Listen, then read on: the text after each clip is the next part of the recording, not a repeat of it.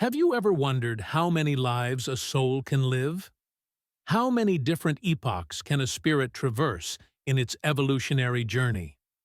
The story we're about to share today makes us question everything we know about time, memory, and the continuity of the human soul.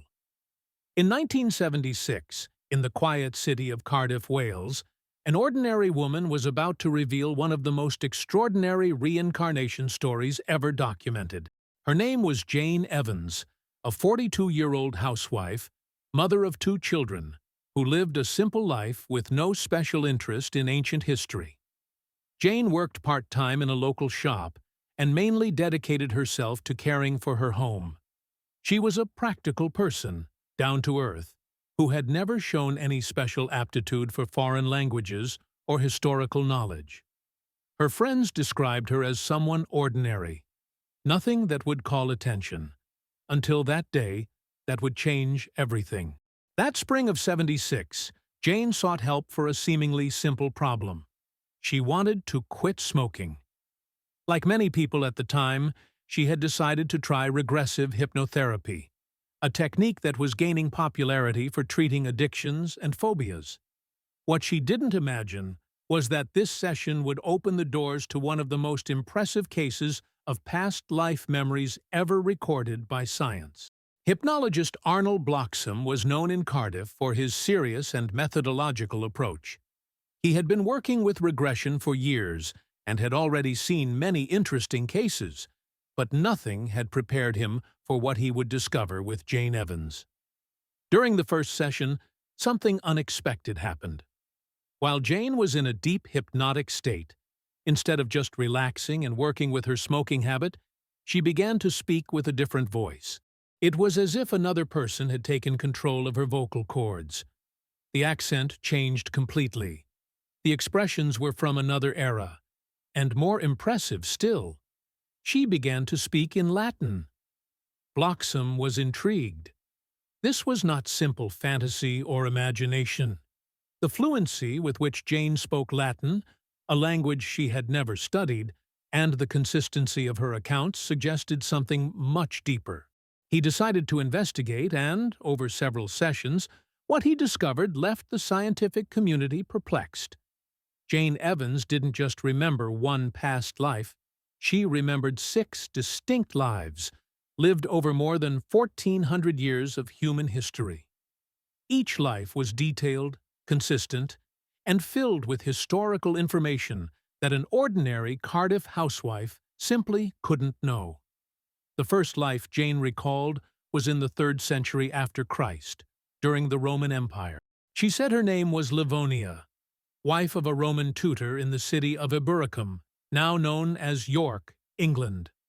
In her memories, she described life in Roman garrisons with surprising details. The buildings, the customs, even the constant fear of attacks from northern barbarians. During these regressions, Jane spoke Latin with impressive naturalness. She described Roman houses, explained how the heating system called hypocaust worked, talked about clothes, food, religious rituals. These were pieces of information that even specialized historians would have difficulty knowing in such detail.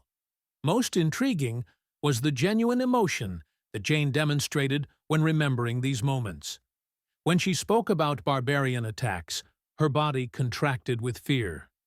When she recalled happy moments with the Roman family, her face lit up with joy. It didn't seem like acting. It seemed like real memory from someone who had lived those moments. But Livonia's life was just the beginning. As the sessions continued, Jane began to access other existences.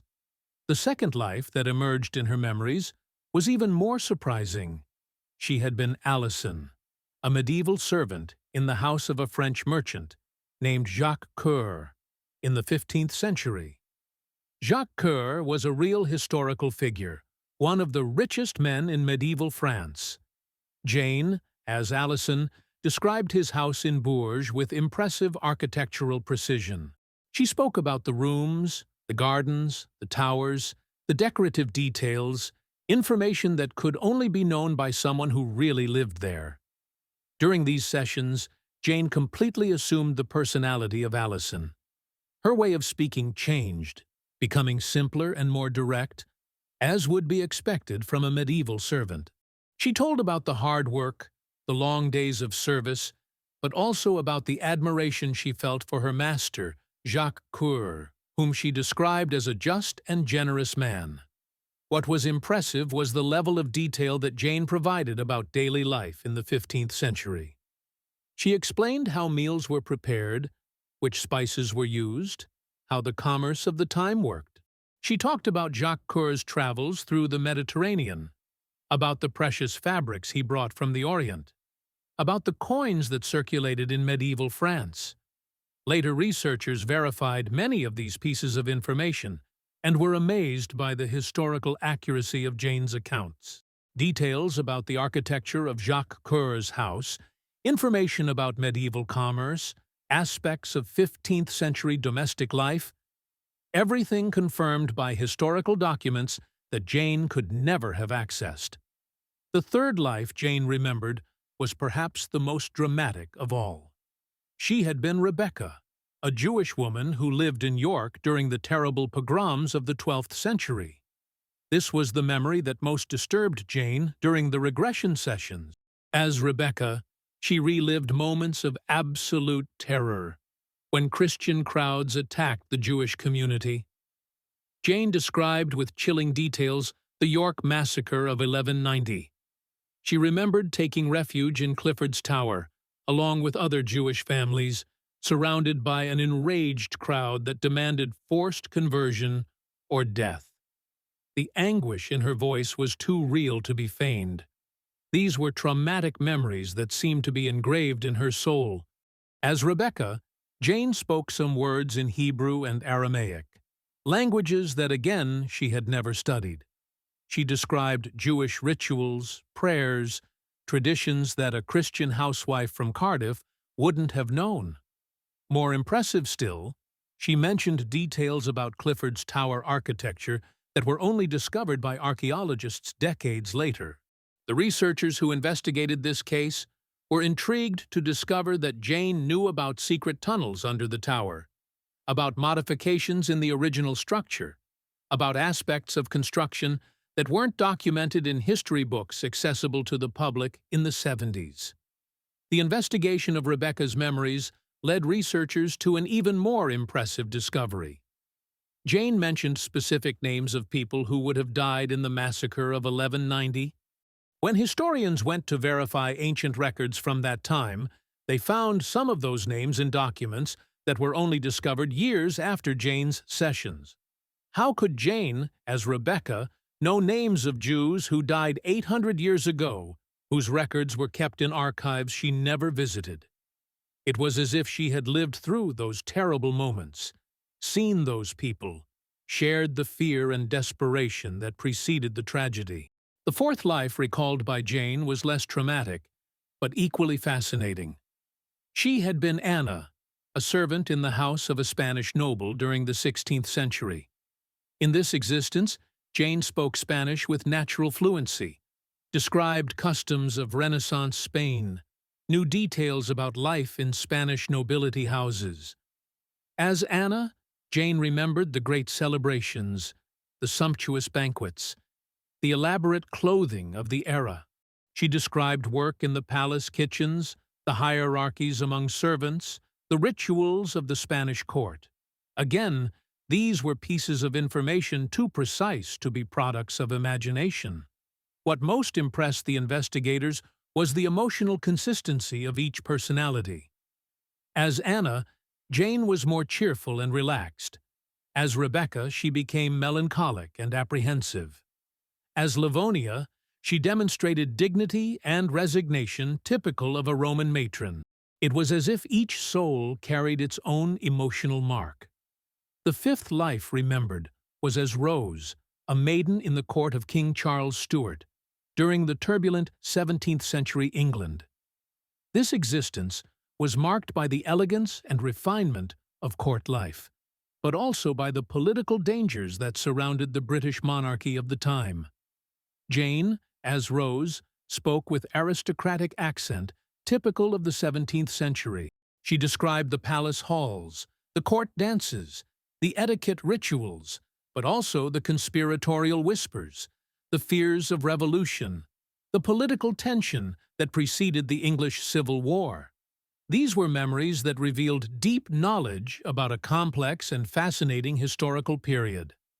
During a particularly intense session, Jane as Rose began to cry when remembering the king's execution. She described the horror she had felt upon learning that the monarch had been beheaded, the fear that spread among the nobles, the sensation that a world was coming to an end.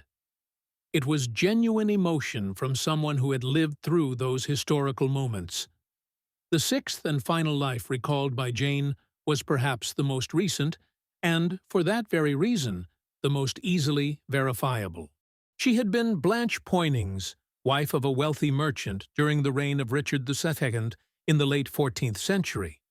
This life offered researchers the perfect opportunity to test the veracity of Jane's memories. As Blanche, Jane described with impressive precision life in late medieval England. She spoke about wool trade, the country's main source of wealth at the time, about merchant guilds, about commercial relations with Flanders and other European regions.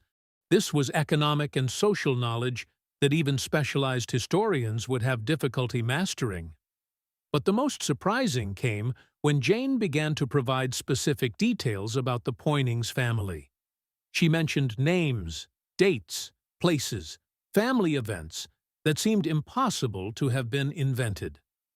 The researchers decided to investigate whether the Poynings family had really existed and whether the details provided by Jane were accurate. The investigation revealed something extraordinary. The Poynings family not only existed, but many of the details mentioned by Jane were accurate. Property records, marriage documents, even inventories of goods confirmed information that Jane had provided during the regression sessions. The case of Jane Evans began to attract international attention. Researchers from British universities, historians specialized in different epochs, even skeptics determined to expose fraud, began to investigate her memories. The more they investigated, the more impressed they became with the precision of historical details. Professor Ian Stevenson, from the University of Virginia, famous for his studies on reincarnation, included Jane Evans's case in his research. Other academics began to question their own beliefs about consciousness, memory, and continuity of the soul after physical death.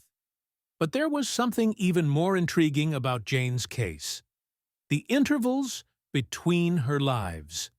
She didn't reincarnate immediately after each death. Her memories showed significant intervals between existences, sometimes decades, sometimes centuries. The longest gap was 844 years between life as Livonia in the 3rd century and as Rebecca in the 12th century. These intervals raised fascinating questions about the nature of reincarnation. What happens to the soul during these periods? Why do some spirits take so long to return? Would these intervals be necessary to process experiences, learn lessons, or would there be other reasons we don't understand? Jane continued to be an ordinary person after these discoveries. She returned to her normal life in Cardiff, continued caring for her family, working at the local shop, but she now carried the extraordinary weight of having accessed 1,400 years of human memories, of having been witness to some of the most significant moments in Western history. What makes Jane Evans's case truly exceptional are not just the detailed memories of 6 different lives, but the way these memories connect to reveal deep patterns about the human soul's journey. As researchers deepened their investigations, they discovered even more intriguing aspects about her experiences. One of the most fascinating discoveries was realizing that, in all 6 lives, Jane had always reincarnated as a woman. This contradicts many theories about reincarnation that suggest alternation between genders throughout existences. In Jane's case, there seemed to be a continuity of feminine experience that crossed centuries, suggesting that perhaps some souls maintain certain fundamental characteristics. Each of Jane's lives also revealed specific lessons about the feminine condition in different historical epochs. As Livonia, she experienced the role of respected wife in a Roman patriarchal society. As Alison, she lived the humility and hard work of a medieval servant. As Rebecca, she faced religious persecution and the terror of being a woman in a minority community. As Anna, she knew the pleasures and limitations of life in a Spanish noble house. As Rose, she enjoyed the privileges but also the dangers of court life. As Blanche, she experienced the relative freedom and prosperity of being a successful merchant's wife. It was as if her soul was exploring different aspects of feminine experience throughout history. The researchers also noted that Jane seemed to have a special connection with periods of great historical turbulence. Her lives frequently coincided with moments of social transition, religious conflicts, significant political changes, as if her soul were attracted to epochs of transformation and challenge. Dr. Peter Moss, psychologist who accompanied part of the studies about Jane, observed that each personality maintained consistent emotional traits. Livonia was pragmatic and resigned. Rebecca was deeply spiritual but melancholic. Anna demonstrated natural joy and optimism.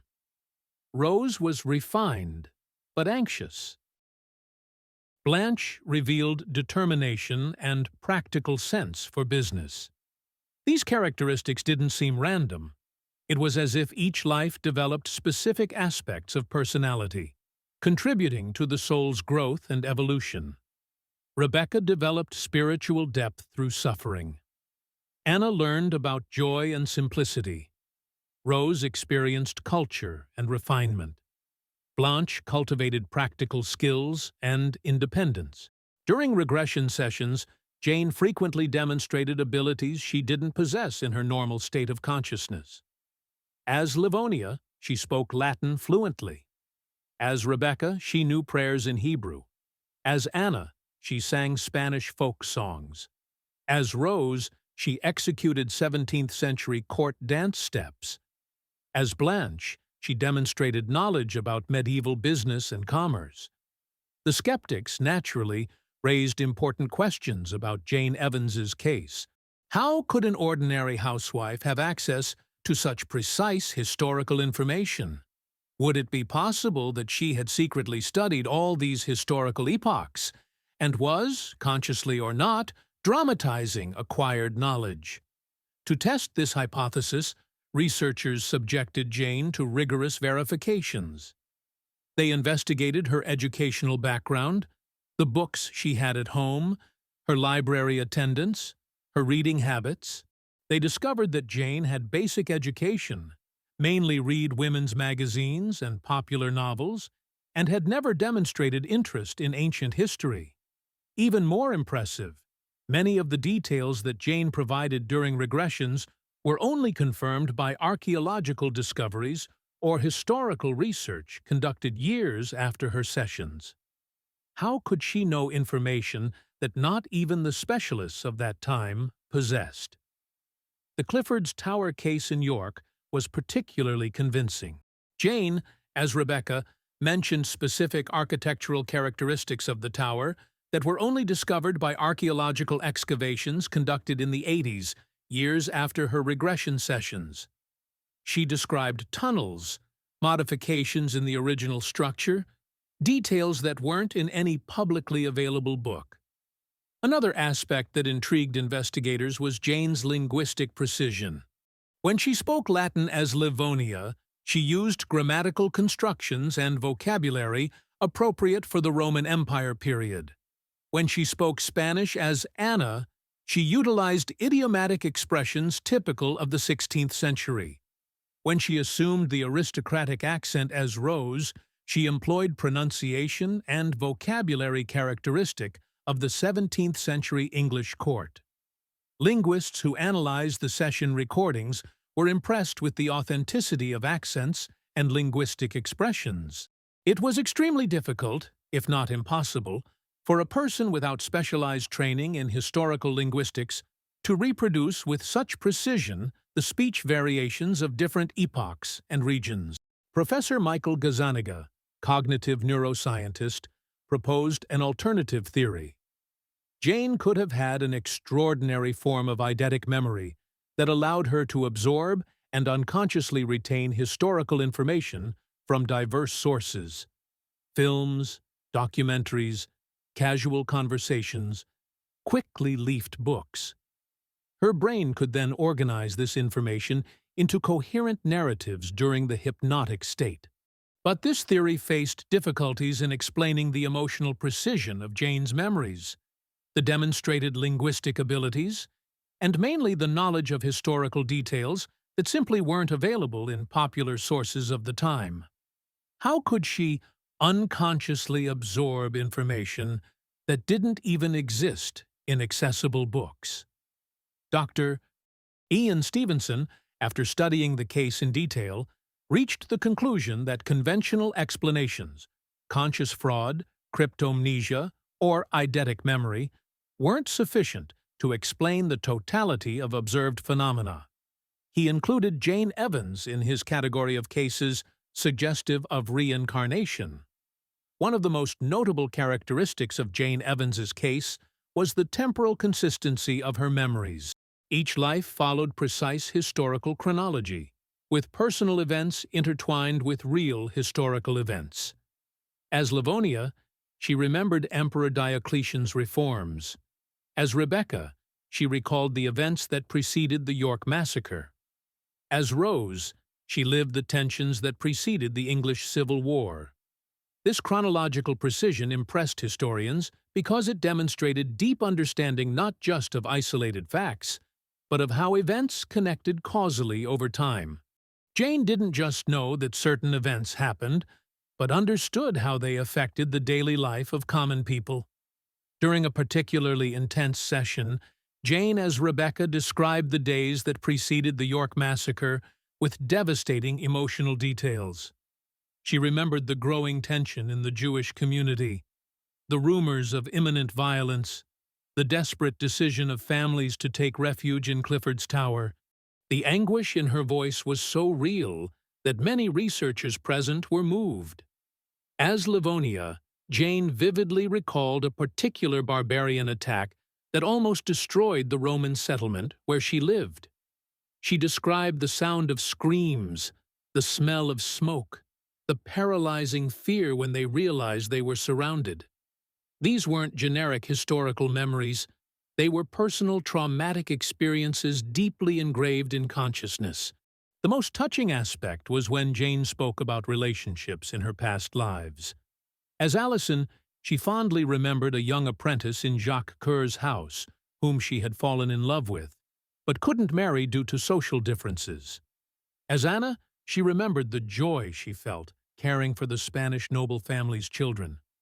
As Blanche, she proudly recalled the growth of the business she had built together with her husband. These relationships weren't just historical details. They were genuine emotional connections that seemed to have deeply marked Jane's soul. During regressions, she frequently cried when recalling painful farewells, smiled when remembering moments of happiness, demonstrated real longing for people she had loved in previous lives.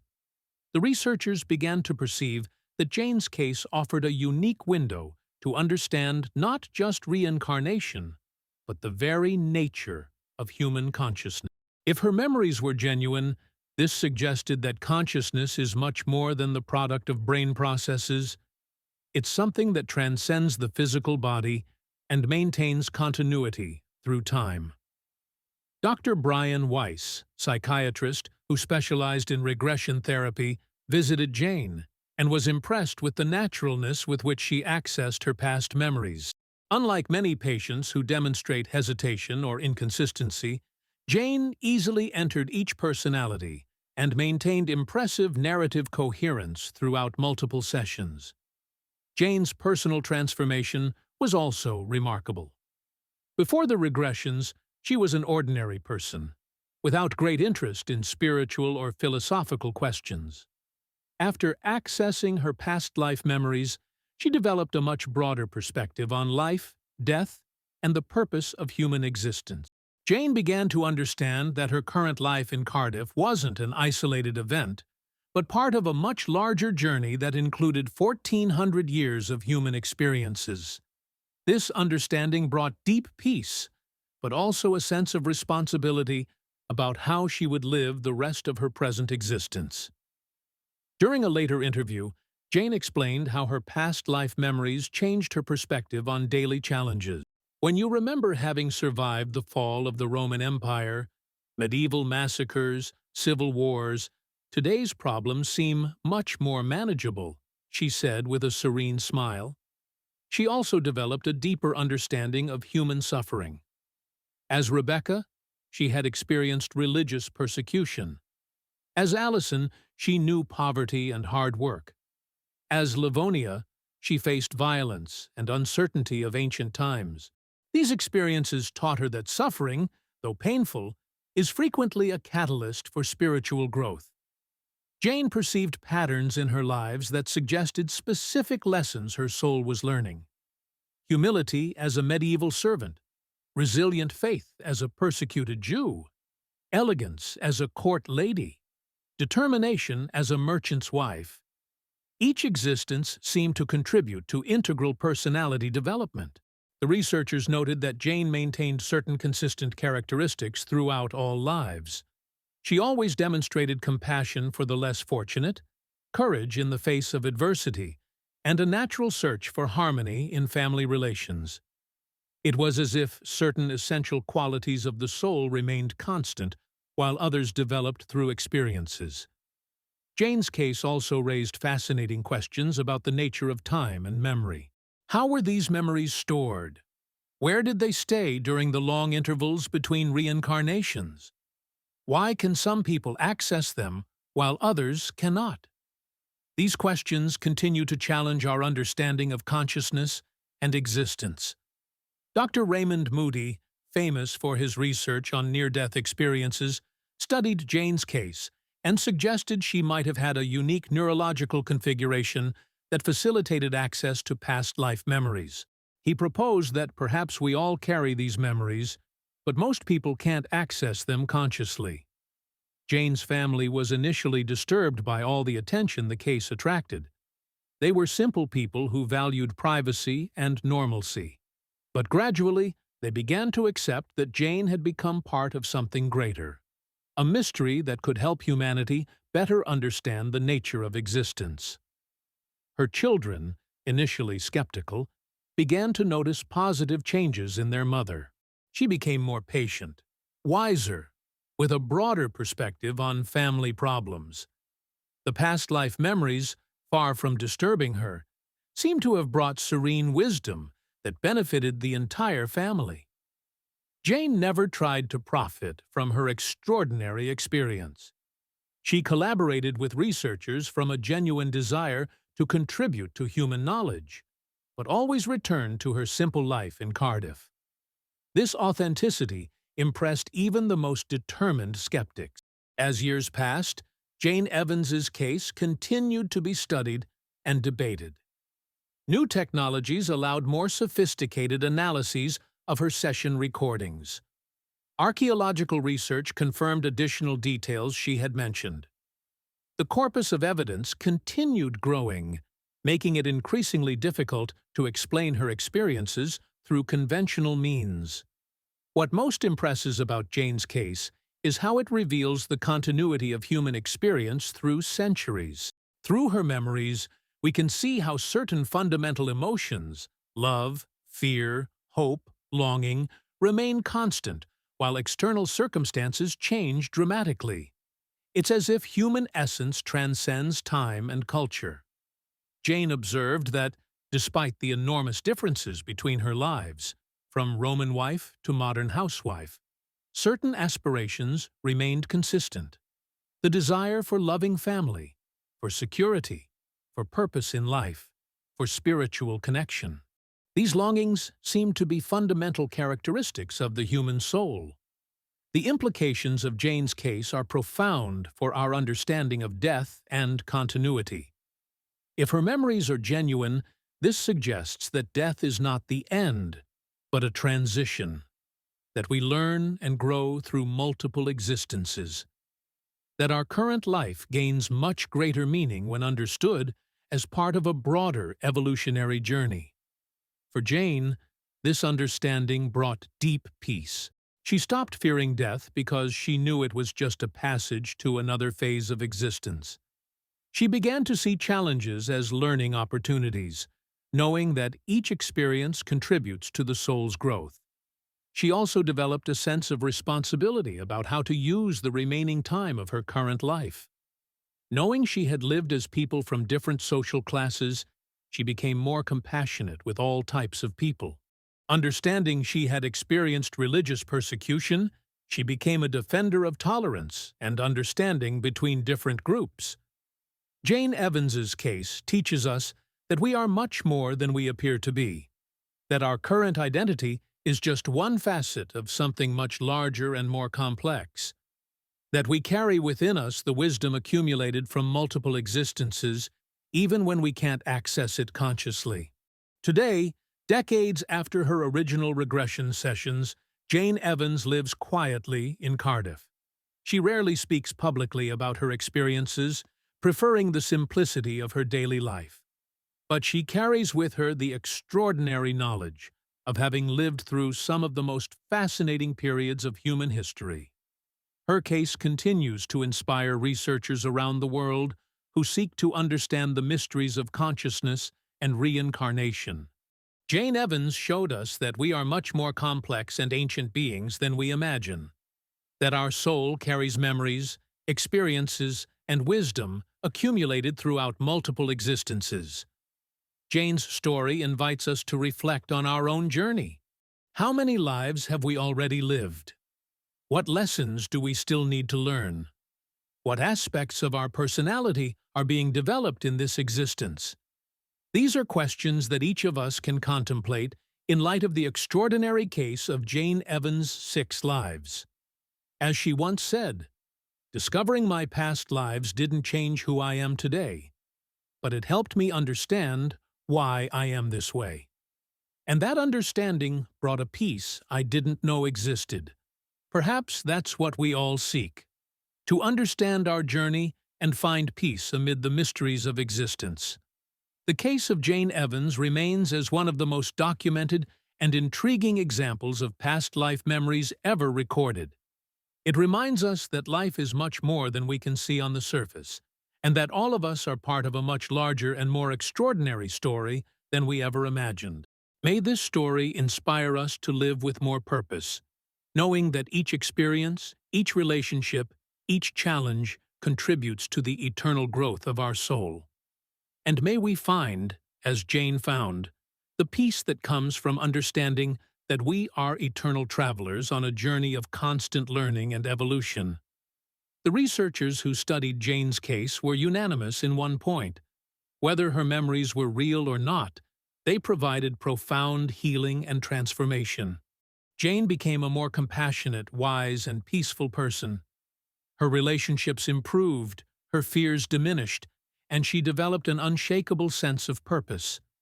This transformation, in itself, validates the importance of exploring these mysteries of consciousness.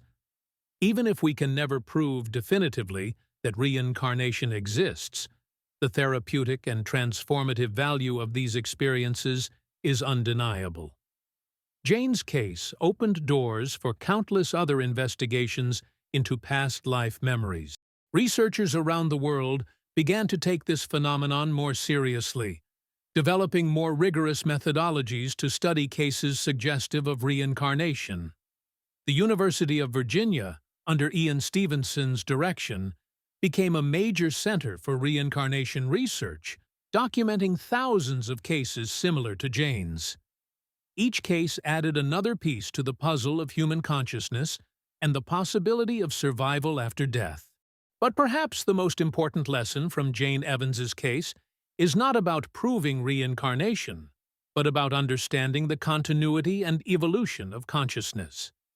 Whether her memories were real past lives or profound metaphors generated by her unconscious mind, they revealed fundamental truths about the human experience. Jane's 6 lives showed us that certain themes repeat throughout human experience: the search for love, the struggle against injustice, the desire for meaning, the fear of death, the hope for something greater. These are universal human experiences that transcend any particular time or culture. Through her memories, we see that compassion can be learned through suffering, that wisdom comes from experience, that love transcends death, and that every soul is on a journey of growth and discovery. These are lessons that resonate regardless of our beliefs about reincarnation. Jane's case also demonstrates the importance of keeping an open mind about the mysteries of consciousness. Science is just beginning to understand the full complexity of human awareness, and there may be aspects of our existence that current knowledge cannot yet explain. The hypnologist Arnold Bloxham, who first discovered Jane's remarkable memories, continued his work for many years, documenting other cases of apparent past life recall. He became convinced that consciousness extends far beyond what we currently understand, and that death may not be the end of individual awareness. Jane's influence extended far beyond the scientific community. Her story inspired countless individuals to explore their own consciousness, to seek meaning in their experiences, and to consider the possibility that life has a deeper purpose than what appears on the surface. Many people who heard Jane's story reported their own experiences of déjà vu, unexplained knowledge, or profound connections to historical periods. While few cases were as dramatic or well-documented as Jane's, they suggested that the capacity for accessing deeper levels of memory might be more common than previously thought. The case also raised important questions about the nature of identity. If we have lived multiple lives, who are we really? Are we the sum of all our experiences, or just the personality of this current existence? Jane's experience suggested that we might be both, eternal souls expressing ourselves through temporary personalities. For Jane herself, the discovery of her past lives brought both challenges and blessing. While she sometimes felt overwhelmed by the weight of so much memory and experience, she ultimately found peace in understanding her place in the larger tapestry of existence. She learned to see her current problems in the context of centuries of experience, which brought perspective and resilience. She developed a deep appreciation for the preciousness of life, knowing how difficult and temporary each existence can be. Jane's relationships with her family and friends deepened as she became more compassionate and understanding. Having experienced life from many different perspectives, as rich and poor, free and oppressed, healthy and ill, she could empathize with a wide range of human experiences. The case of Jane Evans stands as a testament to the mysteries that still surround human consciousness, and the possibility that we are far more than we appear to be. Whether her memories represented actual past lives or profound symbolic experiences, they transformed her life and continue to inspire others to explore the deepest questions about existence, consciousness, and the meaning of life itself. Thank you for joining us on this extraordinary journey through the 6 lives of Jane Evans.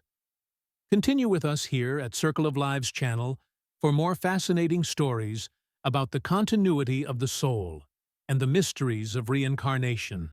Until the next story that will make us question everything we know about life, death, and the eternity of human consciousness.